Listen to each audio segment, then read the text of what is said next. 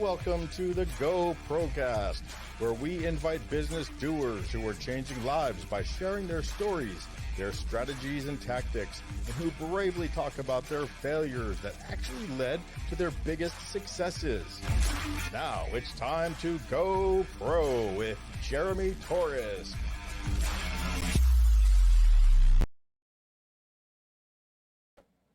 And we are live today with a special guest, a person who has actually helped me bring into focus exactly how I'm going to be helping the country, United States of America, get stronger. And that's because this person has introduced me to a system of helping small businesses, medium, really any size business, entrepreneurs, solopreneurs, to a system of getting better.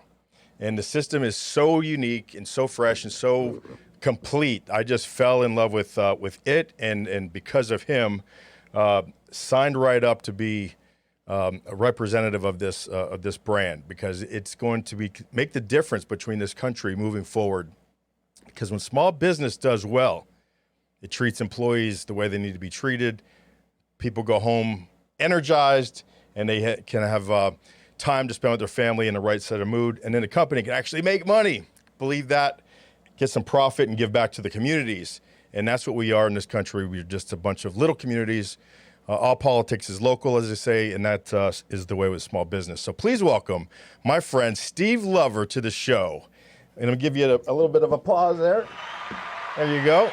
You're deserving. I have never had such a welcome before.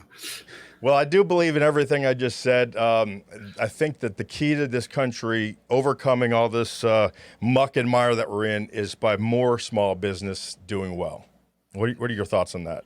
You know, I couldn't agree more. And I think one of the things that you find in business, specifically versus other areas, is this idea of personal responsibility.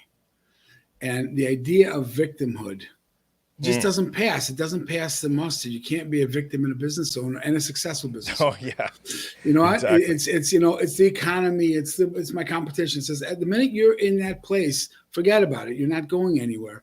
And the community today at large, the country at large, is teaching victimhood.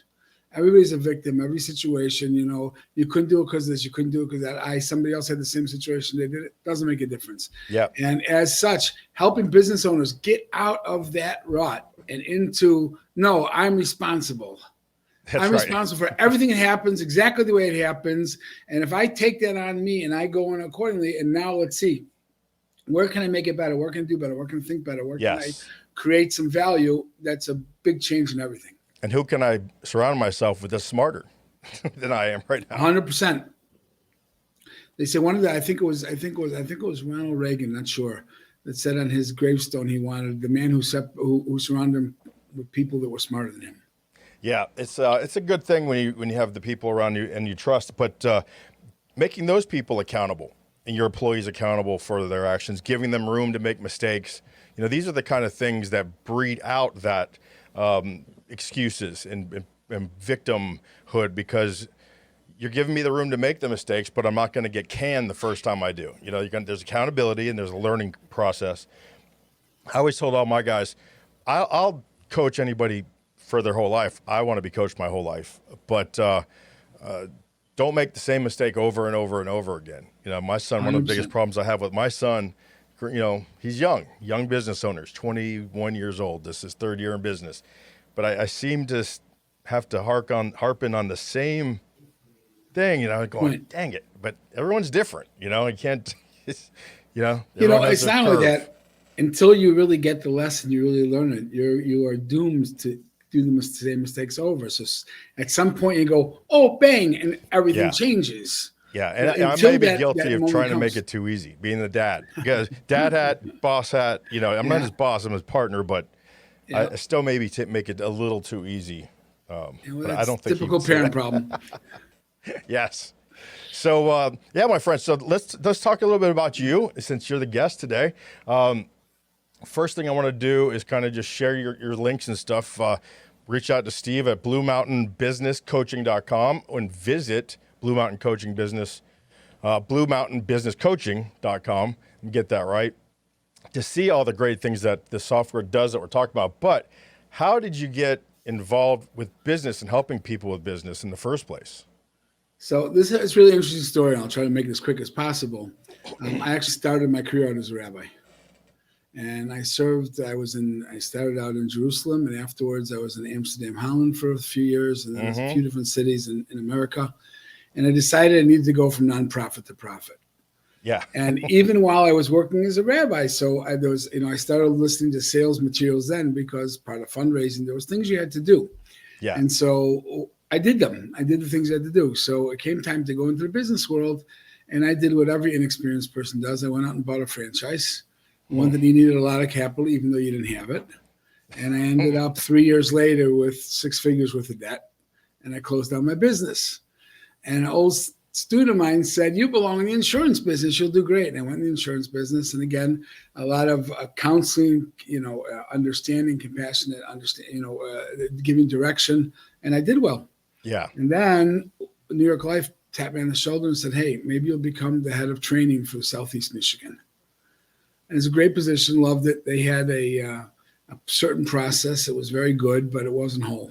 And I had some ideas where they could retain more agents. They could get agents to be better through coaching, and they didn't want any part of it. So I said, okay. I said goodbye to them, and we parted as friends. I started my coaching practice, and a couple of my first clients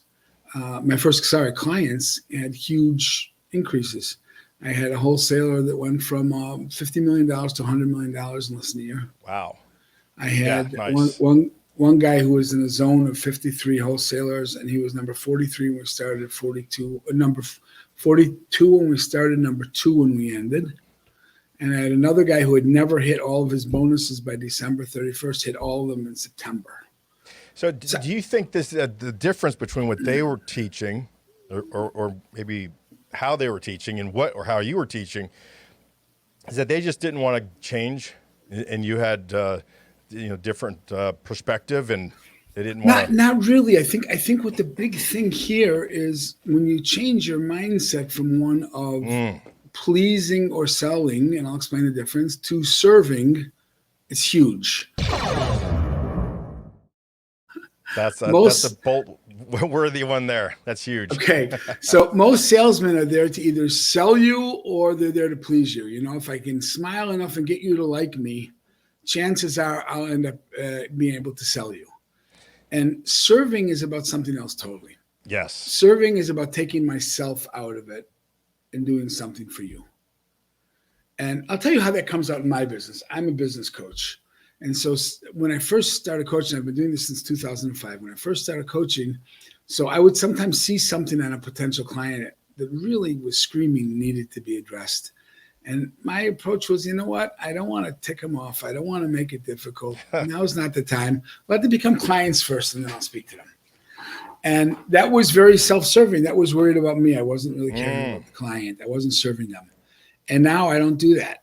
Right. I will go right in, and I'll say, hey, wait a second. Let me ask you. And so I have a process to do that. What I say is, I have something really uncomfortable to share with you.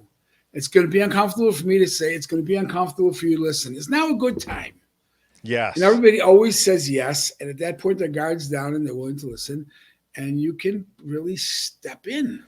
So when you say everything is screaming for what they need, but not verbally, you just read between the lines, asked the right questions at the right time, and you figured out with your experience and your wisdom and your perspective, this is the real underlying problem, even though you're telling me it's something else. And now you say, listen, let's get this out up front, because we're going to work a lot better right from the get-go if you know I'm the guy that's going to pop you in the mouth for your own good. And sometimes we all need that. And I have that in my contract. My contract says, while I hope we have a friendly relationship, I'm not here to be your friend. Yeah, and I'm here to lead you to success. And so I will put that out there. And here's the thing. If the guy gets ticked off or upset and doesn't want to work with me, guess what? I want to know that right now. Yes. And that's fine. Let them go. And what percentage of them walk? Almost none. Almost none. If I have that real conversation, I had one guy told me he interviewed 5 business coaches. I was over twice more expensive than the next closest one. He said, but you were the only guy who was willing to throw cold water on me, ice water, he said, before we engaged. He had another coach said, I got $1 million idea for you. And he said, $1 million idea, great. What is it? He said, I'll tell you right after you hire me. I'm like, wah, wah, wah. Like, come on. Whereas I didn't. I'm not afraid. I'll give you any. Because here's the bottom line. People do not hire coaches for ideas. They hire coaches to help them implement. That's the only reason I hire a coach. Any coach that thinks they're being hired for their ideas is missing the boat totally. And so, and by the way, that's in all industries. Yeah. That's in investing, and it's in any kind of physical fitness. Every industry you can think of, they're looking to get you help to make their life easier.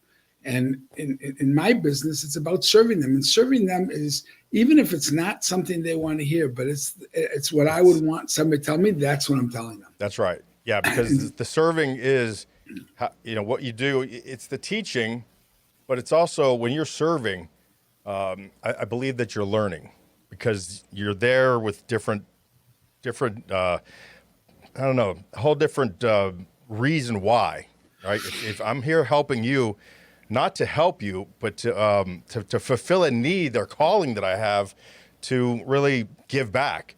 And so that's the serving part. And when you're walking in that, you're learning at the same time. I do anyway. I mean, I think 100%.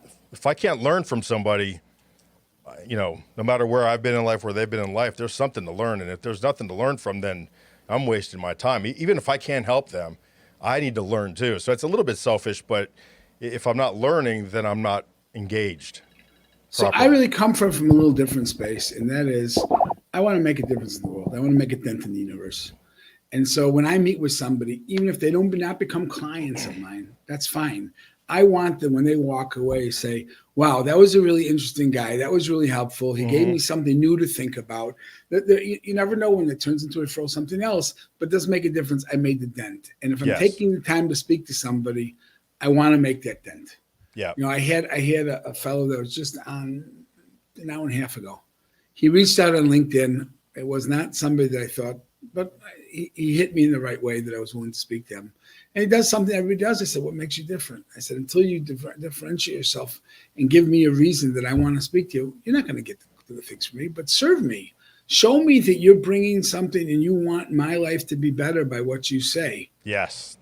Along the way. And when I feel that from you, guess what? I'm hiring you. Most guys don't do that. Differentiation. You kind of summed it up right there. How do you stick out from the crowd? So that's really tough for a lot of people, right? I think the number one thing for most people is to say what they do is different than how everybody else does it. And so what's some suggestions to help somebody create the words, just to start going down that process of figuring out how to verbalize and put into text for their websites and their front page? How am I different? So honestly, let's start at the beginning. 90% of people you ask what makes you different, I don't know, I'm a nice guy. I'm a good guy. I'm a religious guy. Or they'll sell you these platitudes. Our quality and service. What the bejeebus is? Doesn't mean anything. Right. It's meaningless. So we have like this 3-part test that you can use in ads, you can use in whatever you do. That if you can pass these 3 tests, you have a chance. And I'll give you an example afterwards of one that's done really well. The 3 tests are the number 1, the duh test. If you say duh after what they say, it's not a good headline for an ad. It's not a good ad. Yeah. And it's not a good market down position. Let me give you an example. You see a dentist ad and the dentist says, "We get your teeth clean." Duh. My response to that is, "Duh, you're a dentist. If you can't get my teeth clean, you don't qualify." Yeah. So there's the duh space. So if you say, "We do great work," that's a duh. If you don't do good work, get out of here. You're not in your business. I call that the Chris Rock. Yeah. You're supposed to do that. That's exactly correct. Right. Yes. The second one is no platitudes. And a platitude is a word that sounds nice. Quality and service. Those are words that have no meaning again. Yeah. They're just a platitude. And you know what I mean? We do great work. That doesn't mean anything to anybody. It's got to be really super specific. And then the third one, which is really the hardest one of the three, is who else can say it? Who else can say it? But not who else can do it, but who else can say it. And there's a very big difference in those things. Right. Because a lot of people can say things that they don't do. So if it's that specific, that it's no duh, it's no platitude, and it's very specific that nobody else can say it. And I'll give you the greatest example I know about this, Domino's Pizza. Now, I'm a kosher consumer, so I've never eaten Domino's Pizza. But what I've heard about Domino's is it is its best a medium quality pizza. Okay. Yes. Okay. Okay. But Domino's had a great idea. They said, let's find out who orders more pizzas than anyone else. And they did this study, and this is what they found out. College students at 2:00 in the morning were the biggest buyers of pizza anywhere in the world. Wow. They had the munchies, they're hungry, and they want it now.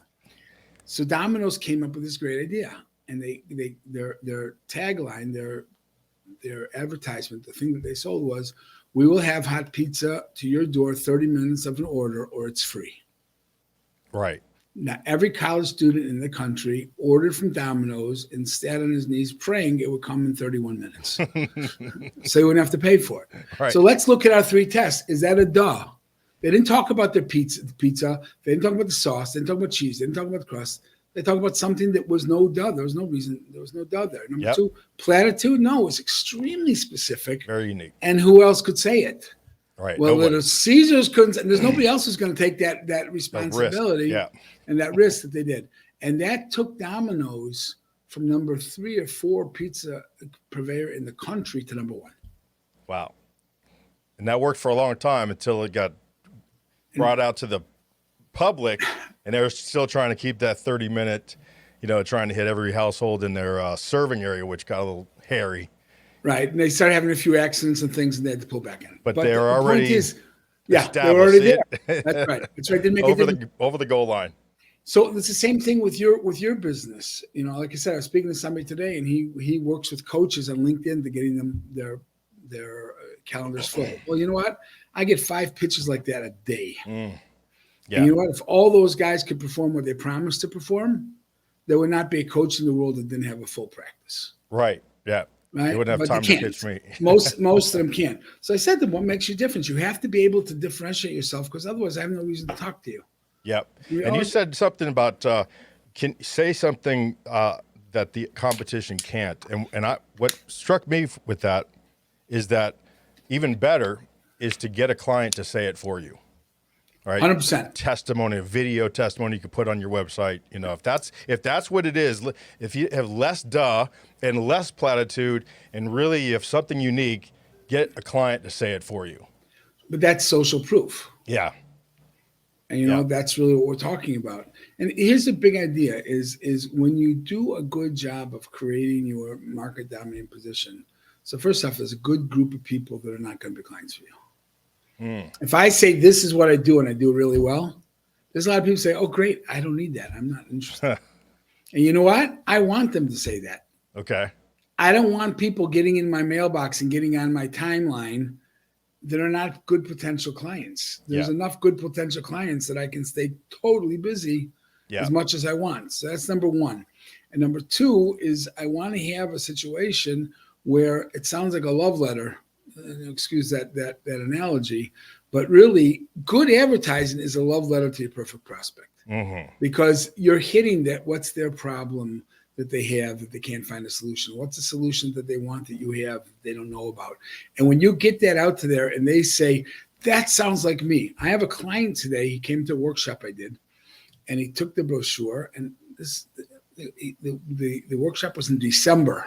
I was on the phone with him last week. He held up the workbook. I still have this in front of me because these are the things that I need, and I want to keep it. It's sitting on his desk. Yeah. So it's about. And so what ends up happening is it's really cool, because when you get into that zone and you get the clarity and you get it dialed down, it's not difficult differentiating yourself from the crowd, because you're going to be for a different group of people. You're going to have a different process. You're going to have different things you bring to the table. And it's you. You're unique. You might as well embrace that. Yeah. So really, the more you can dial in on that unique quality, your marketing differential or dominating position, you really do part the seas, right, Rabbi? In the sense that you got now, you mentioned it in a conversation we've had. So not everyone's going to love you, right? And that's great. And that's good. And you want to get rid of those people as fast as possible. But for the people who need you, this is going to speak to them. That, you know. So that actually speaks to something we said before, the difference between pleasing and serving. When you're pleasing and you're trying to get people to love you, Yes. it's very difficult to do that. Say, I don't care. When you're serving, it's really about what you're doing for them. Yeah. Then it's not. And you got to get out of pleasing is great when you're a 4-year-old kid and mom says, if we go to the store and you behave yourself, I'm going to give you a lolly. Yeah, you're going to please them out. But when you call a client, a potential client, they say, well, I can't see you then. Well, tell me when it's good for you and I'll try to make some time on my calendar. I'll move things around for you. That's BS. Yes. You're not a professional. That's right. You're not a professional. And I'll say something else, something you just said, Jeremy, and that is amateurs compete, pros create. It's an awesome line. And what happens, everybody else is trying to get over the guy next to them. And if you're a real pro, you don't give a flying rat's patootie about the guy next to you. No. You care about creating something so great and serving your group of people so well. That's right. That you don't have competition anymore. There's no such thing. That's right. There isn't. I often say, somebody asked me that, and it was a good guy. It wasn't a bad guy. It was a bad question. The worst interview question I ever had was, how do you stomp the competition? And I said, I don't. I try to help them. I lead by example. And if they have something they're doing that works, that I'd like to call them up and ask them how they're doing it. And if they call me, I'll tell them all my secrets, because I believe the more people we help, the better, again, this country's going to be. And I cannot help everybody. I don't care if I have 100 coaches or 200 coaches. There's well more people that need help than I can possibly ever help. And people like you, talking to you that day that I met you, you told me no. When I said, I need to buy this, you said no. And I said, I was doing something a little different. And I said, listen, even if it's not for me, I have this philanthropy side of me where I help kids out of high school. And this would be perfect for that. And then I actually trashed another project I was doing to do this full time because of all the goodness that this could help. If I was into trashing my competition, I wouldn't have even given this a choice or a look. So me trying to just go, hey, be the open eye, learn from everybody, even the competition, especially the competition. This led me to this road where I'm friends with you today and doing better than I've ever done my whole entire life, helping more people than I could ever help before with a system that is just without a question, amazingly easy, help. Technically, we're competitors at this point, right? So, but there is plenty to go around. So this is the website for everyone who's listening, and it is BlueMountainBusinessCoaching.com. BlueMountainBusinessCoaching.com. Steve Lover is the name, and I tell you what, that's what got me, because I have so many people who come to me and say, "You're a coach, and I can help you." And I go, "Yeah, you're the 9th one today." But when I had Steve Lover say that, I said, "I got to talk to Steve Lover." He just got a great name, and so that opened up this conversation. But that's a unique differentiator, isn't it? See, listen, it's all about finding this idea of competition versus collaboration is humongous. Yes. Because if you become known in your area as something of a guy who's a collaborator, so you never have competition. They're always your friends. And besides that, I'm not trying to crush my competition. I just want to leave them in the dust. I'm going to be on to the next thing.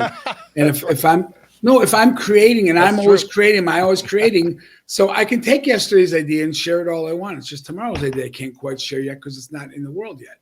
Yes. Yeah. But that's because, and again, innovation, marketing innovation. Yes. That's 100%. What the business is. And I believe that businesses are created to be sold. I think that business has a life cycle, but it's not a life. Don't treat it like your child. It's something you create to sell.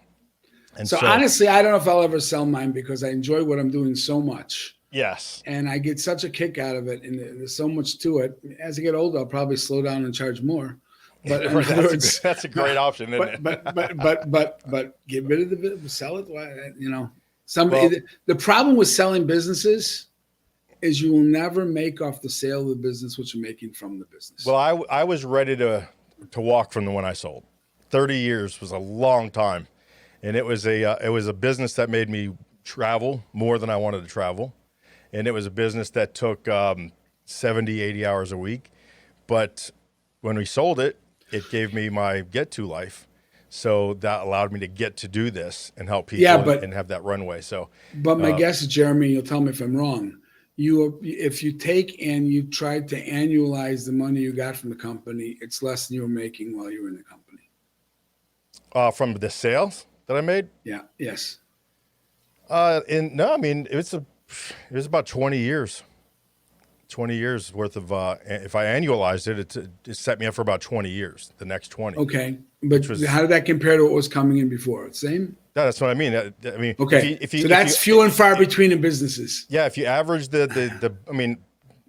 anything can happen. We had actually an up year and I would have made more, but you have down years and hurricanes hit and, all that happens. For my business, it mattered. But for me, let's say it was half of that, 10 years. That's plenty for me, somebody like me, to recreate what I have in 10 years. That's great, but in other words, the point is there were things about the business you wanted to get out of it. It wasn't a monetarily decision. And so here's the thing. You have a company and the company sells for 5 times sales. Mm-hmm. Okay? So 5 times sales, that's 5 years, or 5 times sales, first off, is much more than most companies sell for. But even at 5 times sales, that covers you for 7 years, 8 years. How many years does that cover you for, really? Whereas you keep the business and you have you have good people running it. That large amount of money is coming in. Again, I'm not against selling the business. There's a different way you said affiliations, right? You can start parsing it. You can start letting people take parts of it, and then you can oversee it and mentor it. There's different ways to get out of doing what I wanted to do as well, too. But I was part of a partnership, and it was all that stuff. But my point, though, business is still, something you have to manage with your mind and not your heart as much. Oh, 1,000%. So, that's probably where I was a little bit gray with that. A lot of people think this is my child, I'm never going to sell it. Then they make decisions based on that. Well, you got to use your head, and that's where the system comes in so great, because the numbers are on there. All the facts are in figures and everything, the roadmap, as we call it, on there. It's all in there, and it just gives you such a great guiding star to follow. I call it a strategic compass. A lot of people call it different things. But Maria Dashko is my mentor, and she's got Dr. Deming's philosophy of the strategic compass. So I love that philosophy. But it's a great tool, and I appreciate meeting you and being turned on to it. So one of the interesting things is most business owners have a really hard time getting around this following idea. And that is, Frank Sinatra did not move pianos. He used to show up and sing. Yes. That was his gift. That was his magic. And all the stuff around that, he didn't do. Right. And so what happens is a business owner never kind of finds their place where their magic is, where their real genius zone is. Yeah. And instead, they're doing everything. They're taking out the garbage. They're just everything they're doing. It doesn't make a difference because they're the business owner and they're afraid to go hire somebody. I remember when I used to be a trainer for insurance agents, I would ask a guy, listen, what would it cost you to have a girl to come in or an assistant to come in and work for you for 10 hours a week, $15 an hour, $15,000, $150 a week.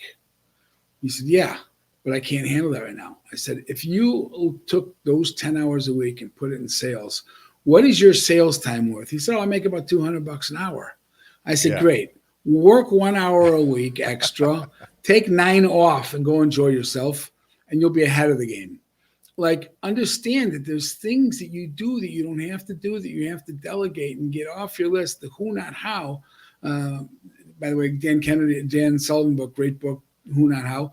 How to delegate that stuff in and work in your zone of genius. And when you do that, your business comes so much more fun. It does. Yeah, exactly right. And then, those investments, too, into your business and, can't afford it.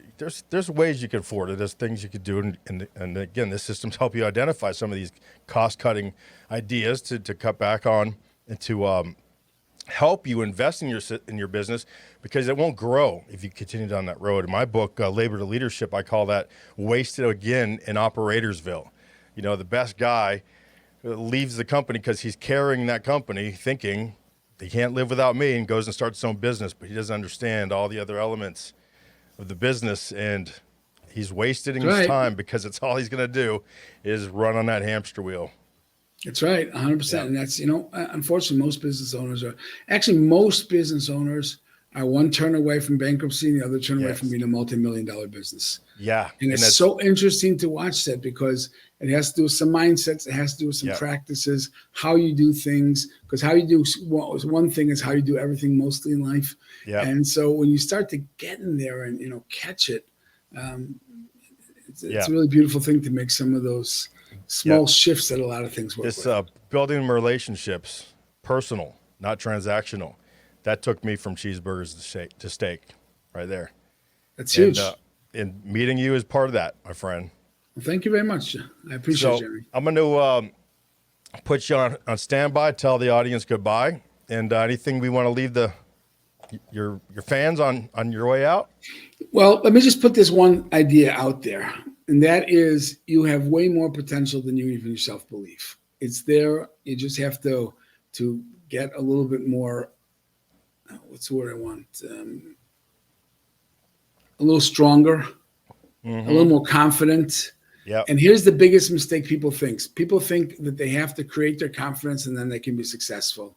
And it's exactly the opposite. Success comes before confidence.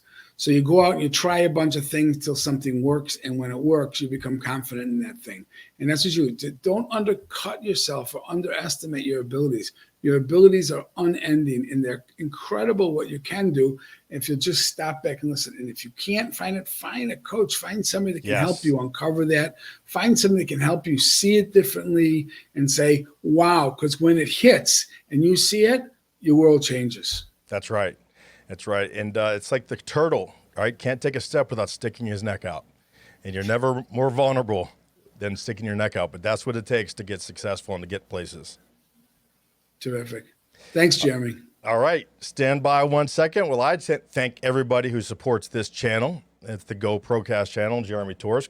And remember, we're going to a Wednesday night weekly live show. I was going to have it this second Wednesday, but we had COVID in our house, so we had to skip it this week. But every Wednesday night, we're going to be doing the old Dave Ramsey style call-in show, where you guys will be able to pick up the phone and call in on the show and just actually literally call me up and say, I got a problem in my business. We'll run the numbers. We'll fix it together.